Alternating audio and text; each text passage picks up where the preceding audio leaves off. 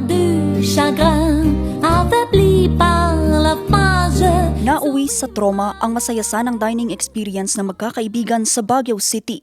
Sa isang post na binahagi online noong Sabado, June 13, makikita ang patay na daga na palutang-lutang sa sabaw ng inihaing sinigang ng isang restaurant.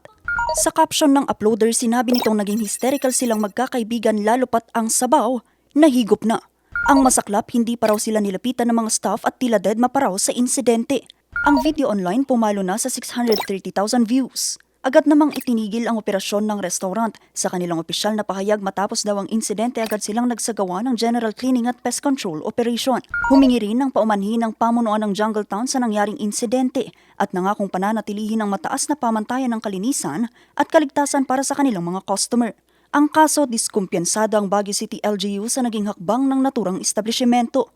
Lalo nila matapos lang ang isang araw ng insidente ng paglutang ng daga sa pagkain, ay nag-operate na umano ang mga ito. Ay hindi naman pwedeng basta-basta na lang magbubukas. Kailangan may spec uli. So tatanungin ko ngayon. Alam ko nakabukas eh. Sinabi naman nakasara eh. Sinabi naman sa akin na nagsara eh. Isinara. Kailangan talaga magkaroon ng certification na talagang malinis na siya. Hindi naman basta-basta na lang nagbubukas. Ipapasara ko na lang uli. Nagbukas po kahapon. Ay hindi pwede yun. Ngayon ipapa-inspect ko uli kagad ngayon. At bibigyan ko uli ng sanction yun.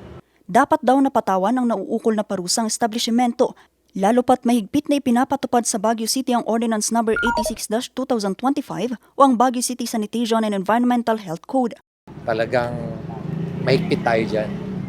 So, after the investigation, magkakaroon ng paratang, magkakaroon ng punishment o penalty yung may-ari ng establishment na yon. At ganun din sa iba. I hope na this will serve as a lesson to all the other establishment that caters to food na kailangan talagang malinis. Sa ngayon, pinayuhan ng Baguio City LGU ang bawat individual na iulat ang kaparehong insidente upang agad na maaksyonan at makaiwas sa posibleng panganib ng maling food handling sa kalusugan ng publiko. Vanessa Bugtong para sa Nation on the Move.